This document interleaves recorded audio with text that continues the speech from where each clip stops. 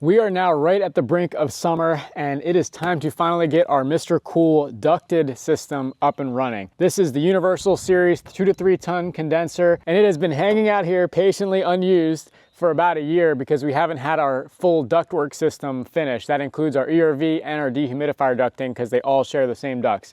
So we had to get all that done before we could fire this up, but we are now finally done and ready for that. So in this video, we got to tie up a few loose ends for the install, the control wirings, final terminations. We got to open the valves for the units. We got to get all of our supply and return grills in place, and then go ahead and start everything up and maybe take some pressure measurements and see how the system is actually performing. Before we get too deep into the system startup, I wanted to make a note on this little guy here. This is the sheet metal box that our indoor air handler is sitting on top of. And when we did our initial install video on the system, we got a bunch of emails from people asking about the drawings for this box so they could make the same thing. It's available on our website if you're doing your own install and need some guidance on the sheet metal box. The plans have all the information you need to know to replicate this exact box, all the material thicknesses, the dimensions. It's not necessarily a DIY plan set to build yourself. It's really more meant to hand off to a sheet metal fabricator, which is what I did. So that's more of what the plan set's geared for, but you can find it in the link below or on our website if you're interested.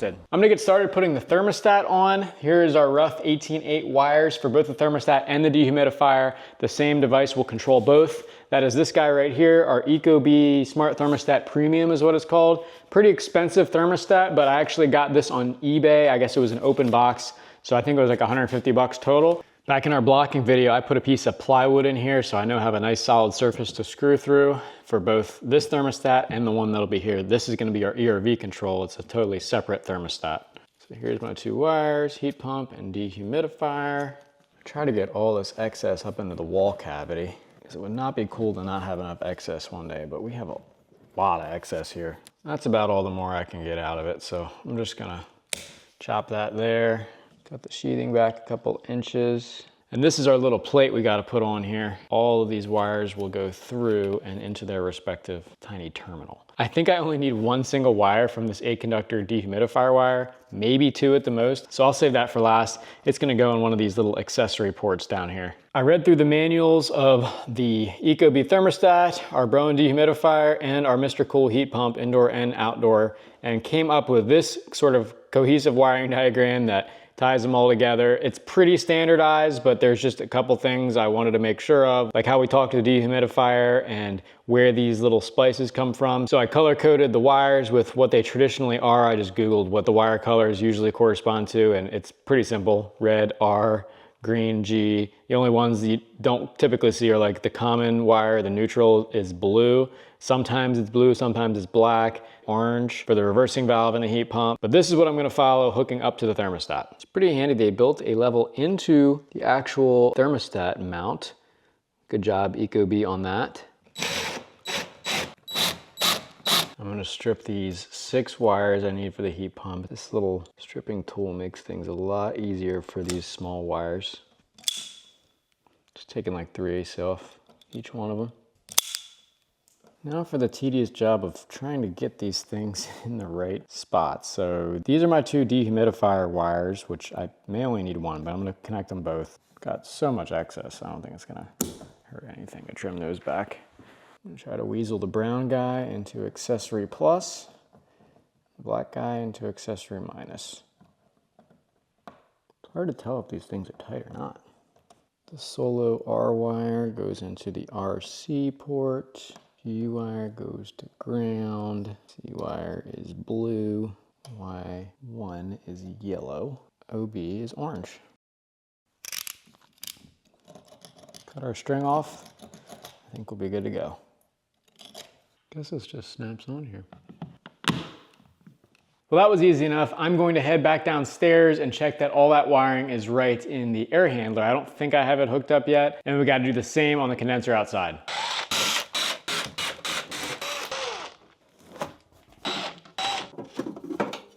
Oh, you know what? Maybe I do have these hooked up. I didn't watch the video where I installed this, and I did not follow any of the same coordinations as far as, you know, what color I was using. I used black for common here. So I'm gonna go ahead and switch this to what my wiring diagram states now. It really does not matter what color you use, as long as you're consistent, and you can easily check in the future to see which colors match with what when it comes to the air handler, the thermostat, or the outdoor unit. So I'm gonna switch these blue guys up to the C. I gotta strip this orange wire here. That's my OB valve, so that needs to go into the B terminal. And then the D terminal should be connected to my outdoor condenser according to my diagram. So I'm not sure why I left that open, but I have to connect those two as well. All right, double checked everything on the old wiring diagram. That should do it. Same idea for the outdoor unit, gotta make sure all those wires are right, and then we can start opening the refrigerant valves to make sure that the gas can actually flow between the indoor and outdoor unit and our pre-charged line set, which also has refrigerant in it.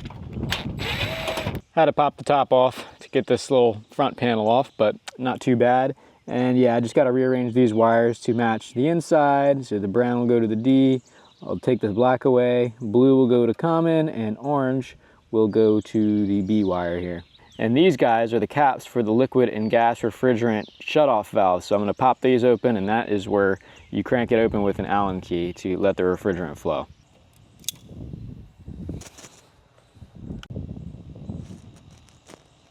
All right, we're all fixed up there. Let's do our valves. Oops. I heard a little hiss, and this is the correct cap. I just confirmed with the manual.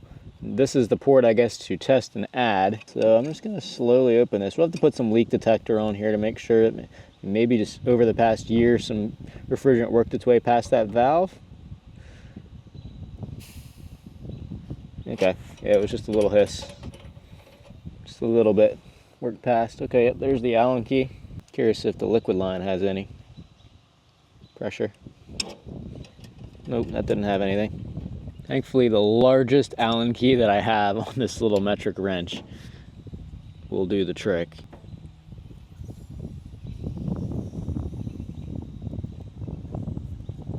Okay, I heard the refrigerant flow. Come all the way out with this. Same thing for this guy. Just heard a little hiss, but nothing continuous, which is good. There's no continuous leak. Tighten our caps back on. I'm gonna leave this thing open when we first start this up. I'll put some leak detector bubbles on this and just make sure there's no leaks at these connections. Same deal for these guys, and look, it even tells you, make sure you open these things before you start the system or else you're going to screw something up. So at least they give you a warning. Jeez, that's weird. Why? It must have had something just over time leak past that little valve. As long as it's not continuous is the good thing. All right, this will release it into the A coil inside the unit. And hopefully that is in good shape.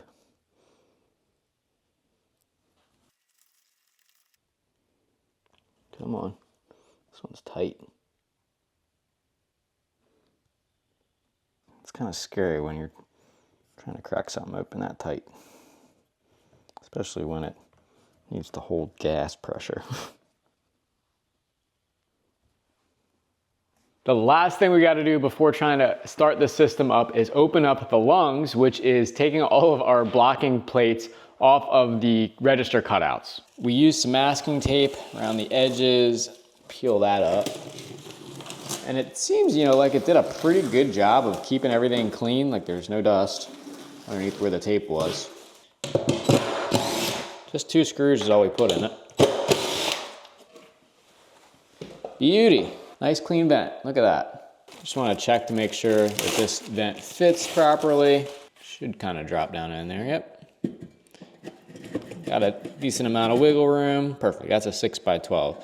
And this has got this damper on here to open and close. We'll pretty much keep this open all the time being a return. So yeah, that works great. Obviously, we still have a good bit of construction to do in here, the trim and the flooring primarily, and that's still going to make some dust. So I don't want to just leave this an open hole and have that dust get sucked into this return. I got it on Amazon, and this was less than $20 for this big piece of material. I'm just gonna cut it a little bit oversized, lay it here, and then put the return down on top of it. It's pretty light material. It should not restrict airflow much, but it will keep the dust out of our ductwork systems, which now that it's all sealed up and closed, will be much harder to clean if we suck a bunch of dust in there. So we're gonna avoid that as much as possible. I'm just gonna sort of lay this across. It's gotta be loose enough, can keep this damper open. This is actually a supply register, but I don't have a branch damper on this return duct, so I wanted something with a damper in it in case I'm getting too much return air. So honestly, I think just something like that will probably do the trick. Just gravity will keep that in there, and this makes a nice little cup underneath the register to make sure that any dust gets captured right there. I really don't know if there's a side, to be honest. Cool. Nice piece of filter material in there. Just got to repeat that process on every other one, including the supplies. At this wall supply in the pantry, I started taking everything out and then realized the drywallers, when they rotozip this, just put all this pressure on the duct and it ended up as a giant arc. So our wall supply vent doesn't actually fit in the hole as it is because of that. Just gonna get the utility knife out and do a little bit of trimming. Try to keep the dust out of our vent while I do it. Shouldn't be a big deal. Luckily drywall, that's pretty easy with a decent knife. Don't go too far up. Don't put too much pressure. Got the inspector on me. Inspector is here. Now it goes. Perfect. First of the wall vents to be permanently fastened. That's a really long screw.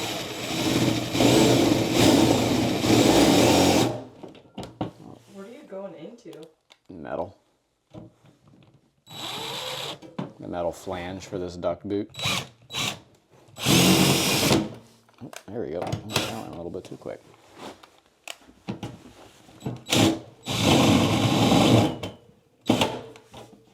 Yeah, see how I broke through and went in immediately?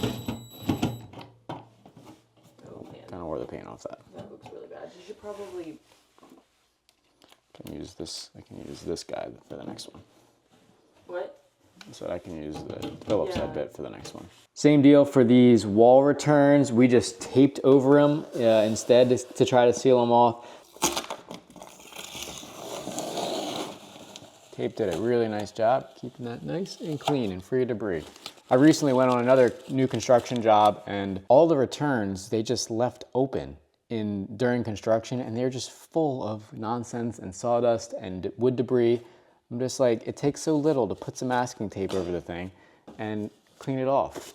But that's just too much to ask these days, I guess. On these return grills, I'm just gonna cut the fabric the same size as the back of the grill and just sandwich it up against the wall. It's really hard to cut this stuff. It's like a sweet spot you gotta keep it in. Knife, where are you? Okay, we're not doing this on the table. That stuff seems pretty thick. Is this what you saw other people using? I thought it was gonna be thinner, to be honest. I thought this was gonna be like 2 layers, but no, it's one big ass layer. No, I've never seen anyone else do this, quite honestly. Were you a little nervous that it's gonna be too much? Too restrictive? Yeah. How will we know? When it burns the motor out on the... Yep, when the fan motor burns out. No, actually, I mean, like, I was just curious. I just went and blew through it. It really doesn't offer much resistance. You blow through it. I feel hot, steamy breath. Exactly. All right, we got our little filter return grill. Do you want me to hold? Just gotta get one side started. Come on.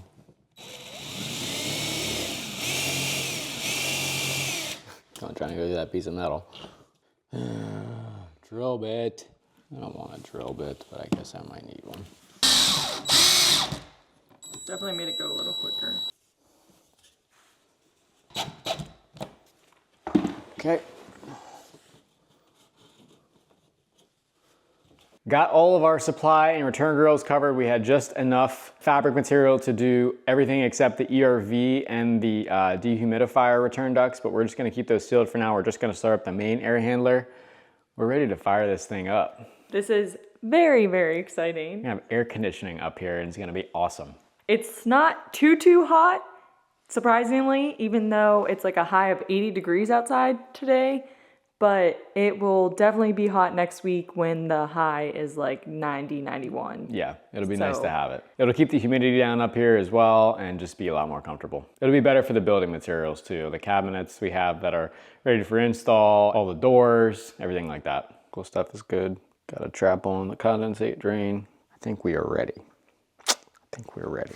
Got a filter in from our main install video. Not a crazy filter, nothing. It's a MERV, what is it? MERV 8, yeah. But with that combined with those return filter grills, you have a good amount of restriction by themselves. So once I take those filter grills out after construction, I'll probably upgrade that to like a MERV 11 or something like that. A little bit more, a little bit finer particulate matter is the MERV rating. So we'll upgrade that. But I'm gonna have my bubble tester on standby. It's actually outside right now to make sure that once this thing starts pumping, we don't have any refrigerant leaks at the line sets. And other than that, I think I really just got to flip the switches on. So I wired this up in the install video for the actual unit itself. The air handler and the outdoor unit have two separate circuits. It's a 15 amp double pole circuit for this and a 30 amp for the outdoor unit. So I think I'm just gonna start with the air handler. That will just start the fan up. I don't think it's gonna do anything when I turn it on or immediately, but it'll power the thermostat up there, and then we can give a command for cooling up there, and that should turn the fan on. Yeah, maybe I will power them both up and just let it rip and see what happens. I think it should be good. Rip off the Band-Aid. All right. Oh gosh. This is my air handler. This is my heat pump. Yep, as I thought. Nothing happened immediately. Okay. I just want to go outside and make sure all my tools are off that thing. So I have the case off. Just got our bubbles here. Okay, I'm gonna put the lid on this thing just to shield it a little bit. Let's put our little sun shield on. Okay. Why do you have it all open? Because I had to hook these wires up and I had to open these valves. Because we have the pre-charged line sets, there's gas in this, there's gas in the lines, and there's gas in the indoor unit. You have to open these valves and the valves on the inside to make sure that that can all flow. If you try to turn this on with those valves open, this is a compressor. It's gonna be working against a closed valve and you can burn the compressor out. Gotcha. That's not a good, so you're just leaving that off while we So yeah, verify. I'm going to leave this off so that once we get it started, I'm gonna put some bubbles on this and just make sure there's no leaks at those connections. We'll be good. Okay. So now to the thermostat? Thermostat should be powered up now if we did everything right. Alex thinks the disconnect box might be off. Checking that. This has got to be with the paddles on for this to actually work. Do you want to turn off the breaker? Was that a weird way to do that? It is what it is. 6 of one, half a dozen the other. Could you have... I could hear the electric making contact. I know, there, you so. can see that there's a number on there now. Okay, cool. Made some noise. Yep, got a little LED doing its startup thing. Okay, just let it be. The Ecobee is working now, telling us we have poor air quality. I'm not surprised at all because it's 68% humidity and 73 in here. So yeah, let's see, calibrating. Oh, I think I have to set this thing up with the app first. This might be a process. That's cool though that it tells you the air quality. It's got its own sensor, yep. Poor. Uh-oh, we're gonna die. How do you feel? Just kidding. I'm already dead. Entering the registration code. Pretty fancy thermostat. So I think I have to put this below 79 and something should pop on, maybe. Yeah. Because that's what it said at. Let's go down to 70. See what happens. Until 10 p.m. I heard something start. Something is starting up downstairs. I hear a fan. Should be blowing air through here. Oh shoot, what the heck is going on with the camera? It's very quiet. It's way quieter than I thought it was gonna be. Curious if we got refrigerant flowing yet. It might take a while for the, I think the air handler's gotta run for a little bit for the, for it to kick the outdoor unit on, but we'll go take a look at that too. Because you should hear, like the mini splits, you can hear the gas flowing through these line sets. And I don't hear anything yet. So let's go outside. Yeah, I wanna say there's like a 5-minute timer or something for this thing to pop on. The light's not on anymore. Well, it doesn't need to be on. Okay. It's a troubleshooting light. So this is how we'll actually get the cold air. This is what makes the gas flow, yep. So once that fan starts, then... Right now it's just air. Do we have the MRCOOL manual? Is that what you were reading? Maybe it says.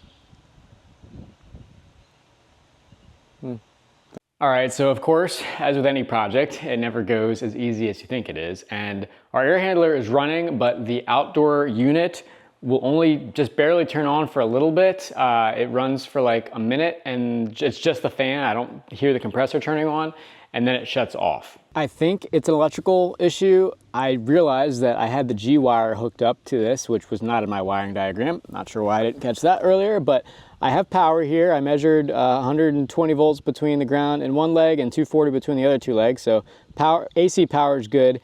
It's something to do with the controls because I'm not getting any voltage from any of these signals when the air handler is inside running, and there should be power for the cooling signal. I should be able to get 24 volts to at least the red. That should always get 24 volts. But in cooling mode, I should also be getting it to the Y terminal, which I'm not getting anything. That 24 volt signal to the outdoor unit is supplied by the thermostat. Or I guess maybe it's actually technically supplied by the air handler with a 24 volt transformer in it. But the thermostat is supposed to complete that connection. So I'm curious if we open up the air handler and I test between the terminals there if I'm getting the right voltage. Pop the lid off again and turn the breaker on. Obviously it's running, so I do have power between my ground and my L1 and L2 have the 240 volts between them, just like the outdoor unit. So I'm gonna start measuring between these terminals and see if I got any voltage. As far as I know, this is supposed to be 24 volt. The blue being common. The green should be the fan switch, so see, I have negative 12 volts between there, which I don't quite understand. Because the thermostat's running. See, I have 12 volts between G and C. I thought it should be 24 volts. C and R, this should be 24 volt common and always on, and I got nothing between those two, which is why I'm just like, how is the thermostat even powering on? I played around with this a little bit more and I realized, first of all, I'm an idiot. I was measuring DC voltage, not AC, and the transformer is not an AC to DC transformer, it is AC to AC. So in fact, I do actually have 26 volts reading between my R and C terminals, so the transformer in here is good. I don't think that's the problem. I started the outdoor unit up once more. I just sat there and sat next to it, and the fan comes on. It's as soon as that compressor wants to turn on, it stops. The LED light goes off the board and everything shuts down. I came back in and I noticed that the circuit breaker is actually in the center position. Like there's one that's on. This circuit breaker is tripped, so it's tripping my breaker. When I have the breaker on, I have good power there, no problem. The wires are nice and tight at the outdoor unit. I'm gonna check them in this panel here real quick, but I don't think that it's gonna be a loose wire. I've done some preliminary reading online and it looks like there could be a short in the compressor to ground or something like that, and that's why whenever that compressor gets the signal to turn on, it shorts immediately and trips the circuit breaker. I am not sure. I really hope that's not the case. I'm gonna take a look inside this circuit breaker panel. If there's no loose wires or anything evident in there, I might give MRCOOL's support a call. They were really good when I was doing the install as far as some of the other wiring questions I had for them. They're real people sitting right in Kentucky, so I can get on the phone with them and see what they might think. Everything seems to be wired just fine in here. Excuse this mess, MX. I don't have the rest of this panel wired yet. They're just hanging out in here, but I've got my two leads to my two hots. They're tight. Note this is a GFI breaker by the test button, but I have not had the same issue at all with the mini splits, which are same exact breaker right down here in a very similar size outdoor unit. So I'm just not really sure. Maybe it's the GFI. If I have another 30 amp, maybe I'll just try to swap it out and see if I get the same problem. Digging in my box of breakers yet to install, I do have a 30 amp non-GFCI breaker. I'm gonna give this thing a try. Maybe it's the inverter in that compressor that's tripping my GFCI because it's measuring the incoming and outgoing current, and if they're not equal for a split second, boom, is when it trips. So I'm gonna put this in and see what happens. New 30 amp installed. Let's give this another try. All right, so the fan is coming on. This is what happened before. The fan would get up to speed, and then this LED right here, which you can barely see with the camera, but it says on. right now. So this would go for like a minute or two, and then I could hear a relay tripping here, and it's obviously when the compressor's supposed to come on, and then boom, the LEDs would go black, the fan would turn off, it would trip the breaker. So let's see what happens. I heard the click. So we should hear this compressor pop on. If there's a short in the compressor or something, then it's still gonna trip off, and that would not be good. I'm really hoping it's just the GFCI. All right, I hear it running. It's kind of a high pitch, and this guy is vibrating a little bit, so I think something's going on. This is definitely further than we got before. I think it might be working. Yeah, this is slowly starting up. Hear the compressor starting? Yep, that's exactly what it is. It was the GFCI breaker. Yep, I can already feel this getting super cold. I'm gonna dab some leak detector on this just to make sure here that we're not seeing any issues. I mean, I think I would have probably heard it when we connected the line sets, but I don't think it hurts to double check. This stuff is basically super bubbles, and it works really, really well. A lot better than normal soap and water for checking really small leaks. I think we're looking good. Got the panel on inside. Use the leak detector on all the same connections here. Everything seems to be okay. I think now I can replace my little insulation pieces. Ooh, yeah, that thing is cold. So it turns out this thing was in fact the culprit, our GFCI circuit breaker. What's weird though is I'm pretty sure the code states that you need these things for outdoor air conditioning units. I've seen a couple mixed reviews online seeing the same problem that I had. The code said GFCI, so I put a GFCI in, and I guess with inverter air conditioners, the way an inverter motor works, it's not the same as what the code's expecting, and it trips these GFCI breakers. So life lesson learned the hard way, of course. What confuses me is it does not happen with the mini split, which is on a GFCI. It's also got an inverter compressor on it, so I really don't know what the deal is, but in my experience, the universal system needs to have a non-GFCI circuit breaker. Definitely got some nice cold air blowing up through here now. The filter adds definitely some restriction, no doubt. I'll do a quick before or after. It's really almost an unnoticeable difference, to be honest. And you can see there's plenty of air coming out of here. It's trying to float this thing up. With the air handler up and running, it's now time to take the blood pressure of the ductwork, otherwise known as static pressure. I got this Amazon grade, cheap digital manometer and a little static pressure test probe, this little right angle guy right here. And I'm going to probe at 3 different points here around the air handler to measure the restriction of both the supply and return ductwork and the filter. So I'll probe before and after the filter to see what kind of restriction that's causing as well. I still have all the little filters up in my supplies and returns, so those will be factored in. It's gonna be a little bit higher because of those, but these readings will at least give us some baseline measurements of how our duct system is performing. The MRCOOL air handler is rated for no higher than 0.5 inch water column static pressure. Total external static pressure, I guess is what the technical term is. And so that is the full static pressure from the beginning to the end of the ductwork. That includes the filter. The 3 different points I'll be testing at are just above this supply reducer here. That's about the best spot I can get with the airflow still being somewhat laminar before it gets into this elbow and gets real turbulent. So I'm going just above my canvas coupling there. If you look closely, you can see just at the top edge of that tape, I've already got the hole drilled. I put that in before coupling all this up. And the other 2 locations, I'm thinking like right here, just before the filter, and maybe like right up here, just before that air is entering the air handler. I'm trying to imagine the airstream here. I can't imagine it's taking up all 16 inches of this return and then coming all the way back down. It's probably shortcutting a little bit and going mostly through the top of the filter. So I'm gonna try to lean a little bit towards the top here. It can't be right up against the edge because there's a lot of turbulence right up against the side walls of the duct system. So I'm gonna go like right here, and then that air is coming up and sort of making a gentle 90 upwards as the blower fan is sucking it up this way. So if I go up here and point my probe this way, I'll be sort of directly into the airstream. You're supposed to get that probe right in line with the airstream if possible.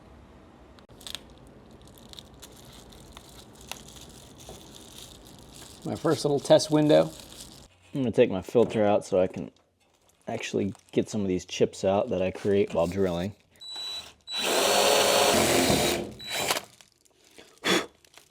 Is that enough? That's enough. I got the air handler fired back up. I'm gonna zero this thing, inches of mercury, inches of water is what I'm looking at. Okay. Breath test works.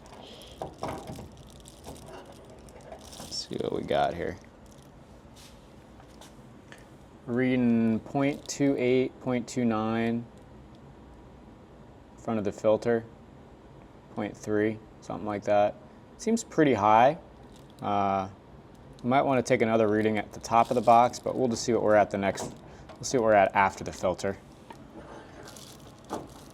Reading like 0.35 here, 0.37, so the filter's adding about 0.06 inches of water, which for MERV 8 seems reasonable, I think.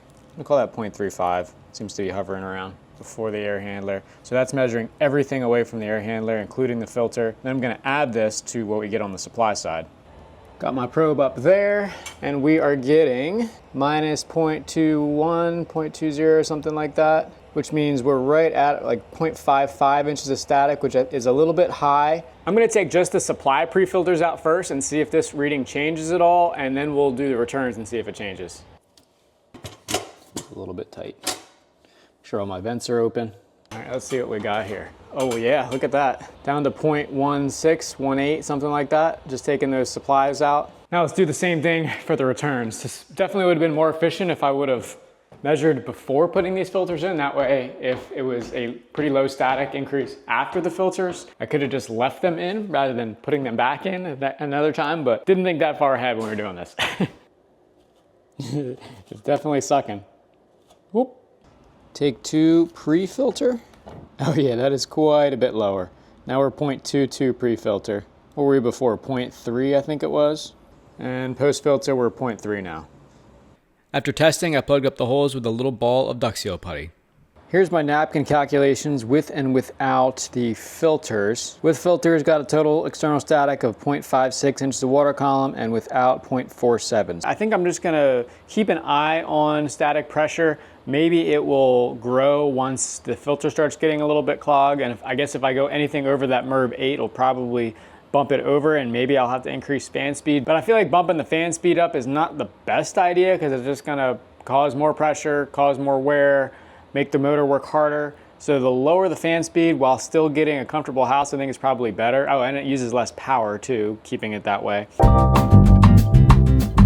Believe it or not, this whole startup video has been filmed in May 2024. It is now May 2025. We've been running the unit for a full year, and I wanted to give an update in all of our notes after the first year of running. The first thing to note is we have had absolutely no problems with this all year through one of the colder winters in recent memory and a very, very hot, dry summer last year. Both the indoor and outdoor unit have run flawlessly. We don't have any heat backup for this at all, so the heat pump was on its own through a lot of single-digit days through January and February. We had snow on the ground for like 6 straight weeks, which is not common for this area. It's usually gone within 4 days, and the heat pump did not skip a beat. It kept the house right around 70 to 72 degrees all winter long. These heat pumps have come a long way in modern times. They're not like the heat pumps of 20 or 30 years ago. This is rated for full heating capacity down to -5 degrees and still almost 80% of capacity down to -22 degrees, which means you could probably use a heat pump close to the Arctic Circle if you really wanted to. Second note, I want to talk about noise. This heat pump is currently running right now. I don't know if you can hear that with the mic, but it's very, very quiet. The only 2 rooms you can really actually hear the fan from the ductwork is the 2 bedrooms, which are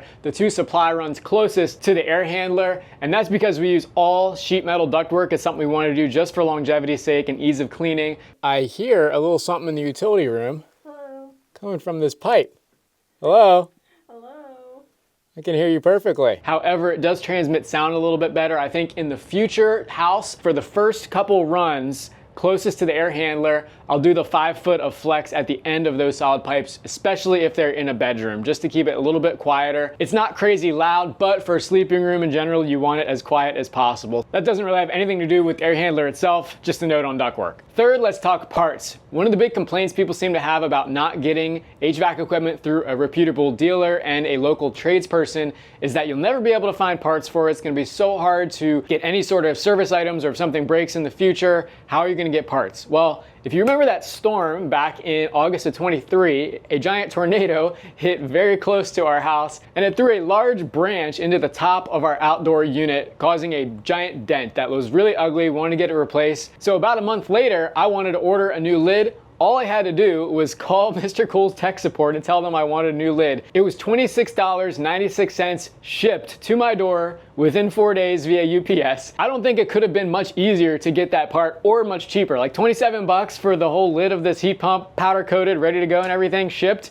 I couldn't believe how cheap that was. So I don't think parts are a problem at all. I feel like the people complaining about that are just trying to justify their expensive Carrier or Trane heat pump. Fourth, let's talk filter grills. I've now taken all of the blue and white MERV 8 filter material that I got from Amazon out of all of the registers. That was just a temporary means for construction, but I still wanted some sort of return filter because I don't like the idea of it just sucking all the dog hair and dust into the returns just to have to be cleaned later. If you can stop that right at the grill, I feel like that's a smarter way to go about it. So I wanted something that wouldn't restrict much, but still get some of those larger particles before going into the ductwork. And what I settled on was good old-fashioned cheesecloth. I've just taped it on the inside of our grills, and it seems to do a pretty good job when you compare one that's been on there for a few months versus brand new. It gets a lot of the dust, and I redid all my manometer numbers. It actually came out right at the same 0.47 inches of water of external static pressure. I think that's going to be the baseline for this system with all new filters, and I'll definitely keep my DIY cheesecloth filters going forward.